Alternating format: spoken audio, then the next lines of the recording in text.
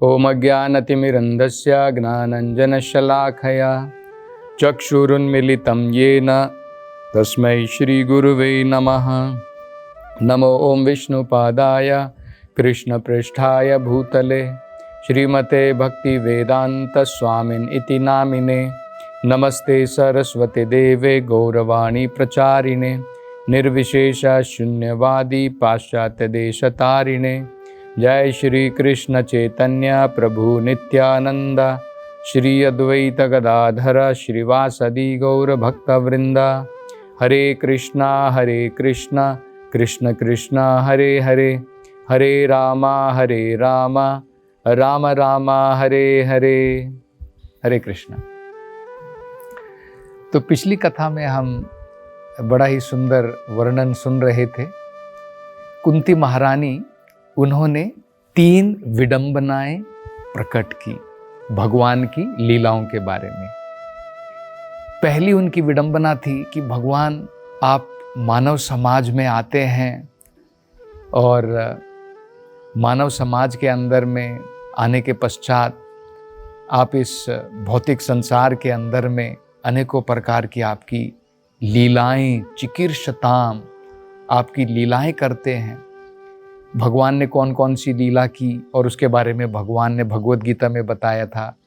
परित्रणाय साधुनाम विनाशाय च दुष्कृताम, साधुओं का उद्धार करने के लिए, दानवों का विनाश करने के लिए, धर्म की स्थापना करने के लिए भगवान कहते हैं मैं आता हूँ। तो कुंती महारानी आश्चर्य प्रकट कर रही है, कहते कि भगवान इसमें आपको पर्सनली आने की ज़रूरत नहीं है, क्योंकि आपके भक्तों का उद्धार पहले ही हो चुका है। दुष्टों का विनाश आप वहीं से कर सकते हैं, लेकिन फिर भी आप आते हैं क्योंकि आपका भक्त आपको देखने के लिए अत्यंत आतुर है और इस कारण से आप आते हैं। तो ये एक मेरी पहली विडंबना है। दूसरी विडंबना में कुंती महारानी ने भगवान से कहा था कि भगवान आप न केवल मानव समाज में अवतार लेकर के आते हैं, आप जानवरों के समाज में भी आप अवतार लेते हैं। जैसे भगवान ने वराह का अवतार लिया, शूकर का, और वो कहते हैं जल के जो प्राणी हैं आप उसके अंदर में भी जाकर के जो है अवतार लेते हैं। जैसे भगवान का मत्स्य का अवतार है, भगवान का कूर्म का अवतार है, और ऋषियों के अंदर में भी आप जन्म लेते, जैसे भगवान नर नारायण ऋषि के रूप में आए। तो भगवान ये भी एक प्रकार की विडंबना है। आपके बारे में कहा जाता है कि आपका कोई जन्म नहीं है, आपकी कोई क्रियाएं नहीं हैं, लेकिन फिर भी आप भौतिक संसार में आते हैं, इस प्रकार की आप लीलाएं रचाते हैं। तो वो भी भगवान की लीला है, क्योंकि भगवान इन लीलाओं के द्वारा हमें आकर्षित करना चाहते हैं, हमें कुछ सिखाना चाहते हैं। हम इस भौतिक संसार में इतने जड़ हैं कि हमारी समझ में नहीं आता, इसलिए भगवान आकर के हमें किस प्रकार से कार्य करना है अपनी लीलाओं के द्वारा भगवान हमें समझाते हैं। तो ये दूसरी उनकी विडंबना थी। तीसरी बड़ी ही सुंदर उनकी विडंबना है, और वो कहती हैं गोप्या ददे त्वयि कृतागसी दाम तावत याते दशाश्रु कलिलांजन संभ्रमाक्षम वक्त्रम निनीय भय भावनया स्थितस्य समाम विमोहयति भीरपि यद बिभेति। वो कहते हैं कि भगवान मैंने आपकी बड़ी ही अद्भुत लीला के बारे में सुना है। मैंने सुना है कि एक बार क्या हुआ कि आप यशोदा माई, आप जो है यशोदा माई से दूध की मांग कर रहे थे कि मुझे दूध पिलाओ, बड़ी भूख लगी है। तो यशोदा माई जो है आपको गोद में बिठा करके दूध पिला रही थी, और जब यशोदा माई को याद आया कि दूध जो उन्होंने अग्नि के ऊपर रखा है वो उफन करके उबल करके बाहर निकल रहा है, तब उन्होंने क्या किया, आपको तुरंत गोद से उठा करके नीचे रख दिया और अपने कार्य करने के लिए वहाँ पर गई। और इसके कारण आपको क्या हुआ, आपको क्रोध आ गया कि माँ ने जो है मेरे को पूर्ण रूप से, अभी मैंने दूध भी नहीं पिया, मेरे से भी ज़्यादा इम्पॉर्टेंट माँ को दूसरा काम नज़र आ गया है। तो इसलिए कृष्ण को गुस्सा आ गया। तो कृष्ण ने क्या किया, कृष्ण वहाँ पर गए जहाँ पर माता यशोदा जो है दूध के द्वारा मक्खन बनाती थी, मटकी में, हंडी के अंदर में। तो भगवान वहां पर गए, पत्थर लिया और मट की हंडी जो है फोड़ दी और सारा माखन बिखेर दिया, बंदरों को वहां पर बुलाया और कहा कि तुम भी ले लो, तुम भी खा लो मेरे साथ में। तो सभी बंदर भी मिलकर के खा रहे हैं, भगवान भी खा रहे हैं। और जब यशोदा माई वापस आकर के देखती है कि भगवान कृष्ण के लिए जो मैंने माखन इतनी मेहनत से बनाया था, भगवान उसको लुटा रहे हैं, बंदरों को भी, और सब फोड़ करके जो है सत्यानाश कर दिया है। तो यशोदा माई जो है क्रोधित हो करके वो भगवान के पीछे छड़ी लेकर के भाग रही है। और कृष्ण ने जब देखा कि यशोदा माई आ रही है, क्योंकि जब भगवान ये माखन चुरा रहे हैं, जब भगवान माखन खा रहे हैं और बंदरों को भी खिला रहे हैं, भगवान नजर से देख रहे हैं कि कहीं यशोदा माई आ ना जाए, और डरे हुए भगवान तो डर के मारे देख रहे हैं। और यशोदा माई जब उन्होंने देखा कि आ गई अब मेरे पास में, तो भगवान वहां से जो है भाग खड़े हुए। और यशोदा माई, कृष्णा आगे आगे, यशोदा माई पीछे पीछे, छड़ी लेकर के भाग रही है यशोदा माई भगवान के पीछे। ये हमने कहां पर देखा है? कितनी विडंबना, किस प्रकार की भगवान की लीला है। हम लोग मंदिरों में जाते हैं, हम लोग मंदिरों में जाकर के जो है सबसे पहले अपने पांव धोते हैं, भगवान को जो है सर झुका करके प्रणाम करते हैं। क्या आज तक आपने कभी देखा है कोई व्यक्ति मंदिर में जाता हो, भगवान के पीछे छड़ी लेकर के? केवल छड़ी ही नहीं, अब यशोदा माई आगे क्या करती हैं, तो अब भगवान के पीछे भाग रही हैं और भगवान तेजी से भाग रहे हैं, लेकिन यशोदा माई और तेजी से भागती है। भागने के बाद में कैसे न कैसे करके कृष्ण को उन्होंने पकड़ लिया। ये भी बड़ी विडंबना है। भगवान को कोई नहीं पकड़ सकता है, बड़े बड़े मुनिगण भी नहीं पकड़ सकते हैं, लेकिन प्रेम के द्वारा यशोदा माई कृष्ण को पकड़ सकी। और पकड़ने के बाद में जब बच्चा शरारती होता है और ज़्यादा शरारत करता है और हमें अपना काम करने के लिए नहीं छोड़ता है, तो कई बार हम लोग क्या करते हैं, उसके हाथ पांव बांध करके उसको जो है बांध देते हैं। तो यशोदा माई ने भी सोचा कि भाई कृष्ण को जो है बांध दिया जाए। तो उन्होंने क्या किया, घर के अंदर से रस्सी लेकर के आ गई और रस्सी लेकर के कृष्ण का दाम, पेट जो है, उन्होंने बांधना प्रारंभ किया ओखल से। ओखल घर के अंदर में जिसमें मसाले कूटे जाते हैं ना, उसे ओखल कहते हैं। तो उस ओखल से भगवान को बांधना प्रारंभ किया। तब यशोदा माई, भगवान की देखो लीला वहाँ पर बड़ी अद्भुत थी। यशोदा माई को जो है वो इस प्रकार की भगवान अपनी लीला यहाँ पर प्रकट कर रहे हैं। यशोदा माई ने रस्सी लेकर के आई, बांधना प्रारंभ किया, लेकिन फिर भी 2 उंगली से रस्सी कम पड़ गई।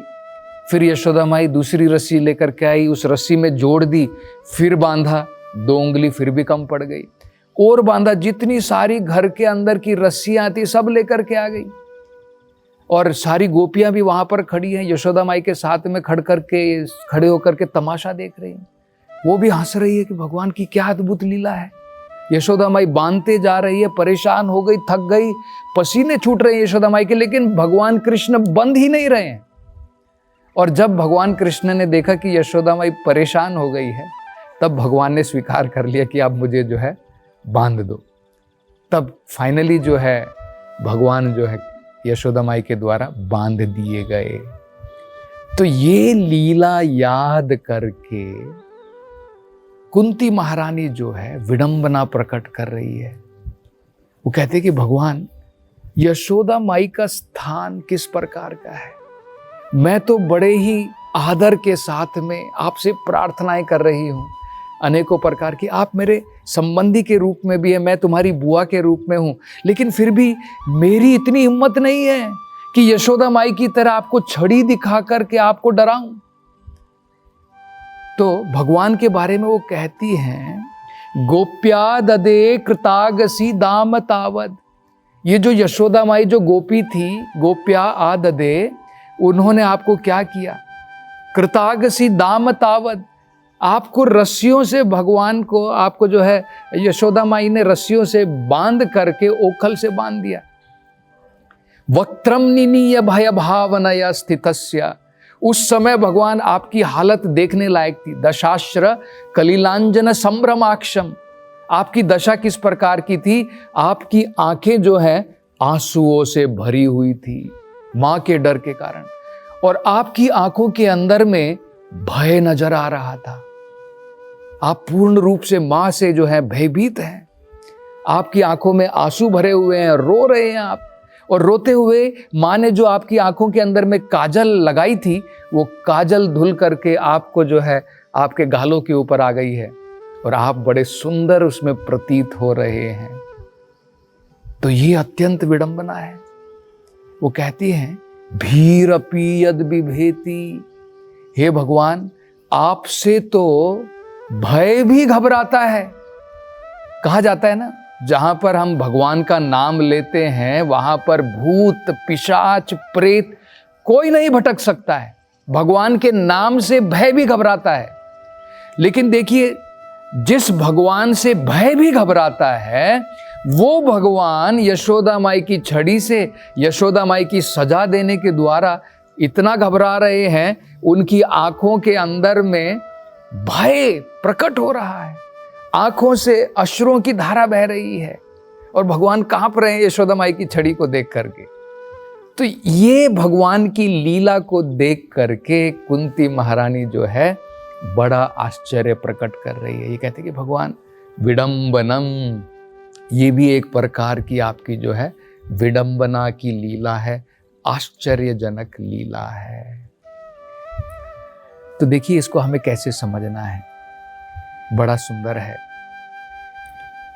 पहले जब हम भगवान की प्रार्थना करते हैं तो सबसे पहले भगवान की प्रार्थना शुरू होती है विधि विधानों के द्वारा।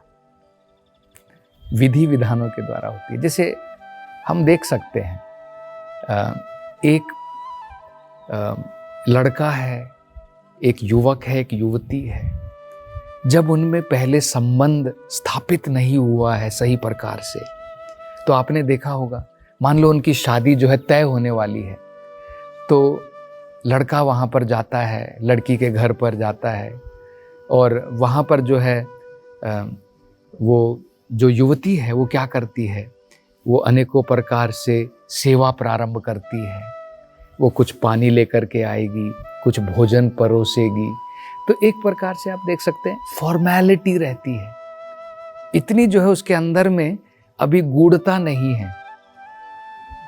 लेकिन बाद में जब उनका ब्याह हो जाता है, विवाह हो जाता है, तब थोड़ी कि जो है पति घर पर आ रहा है और पत्नी जो है सेज लगा करके बैठी है, आओ पति और यहाँ पर जो है भोजन ग्रहण करो, इस प्रकार से।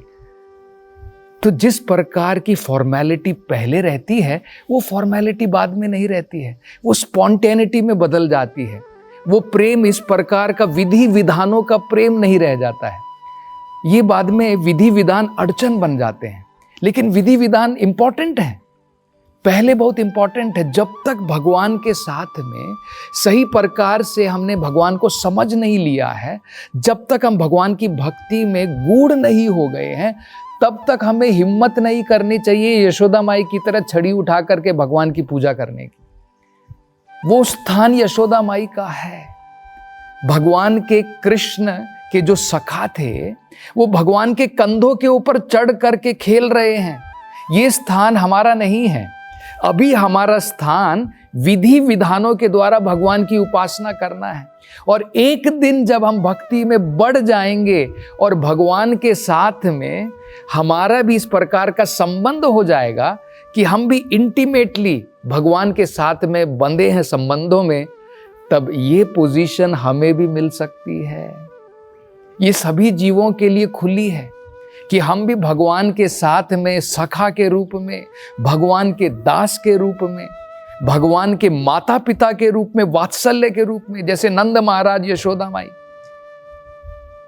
जैसे भगवान के जो सखा हैं उनसे भी ज्यादा पोजीशन अगर हम देखें तो यशोदा माई की है।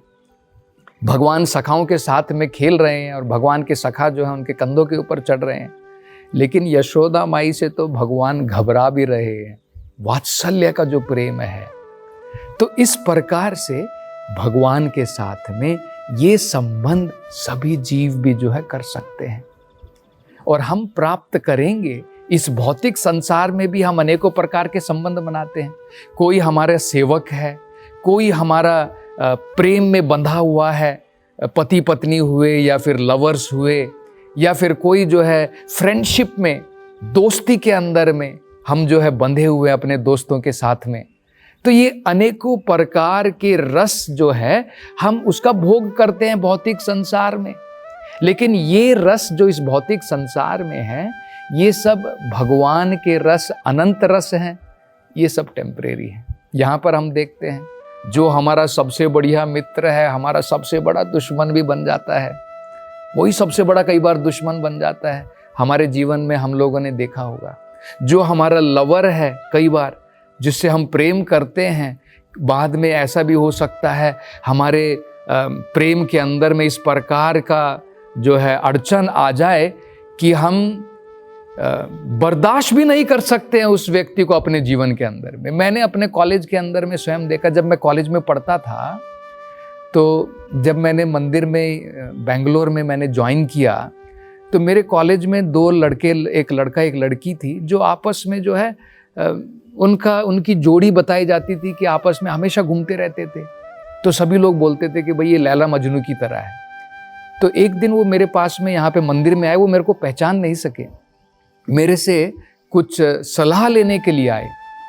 तो वो लड़का बता रहा था उस लड़की के बारे में, वो कहता है, प्रभु जी, जब मैं इस लड़की को देखता था तो मैं सोचता था कि इससे सुंदर पूरी दुनिया में कोई नहीं है, और जब इसकी आवाज़ मैं सुनता था तो मुझे लगता था कि कोयल बोल रही है।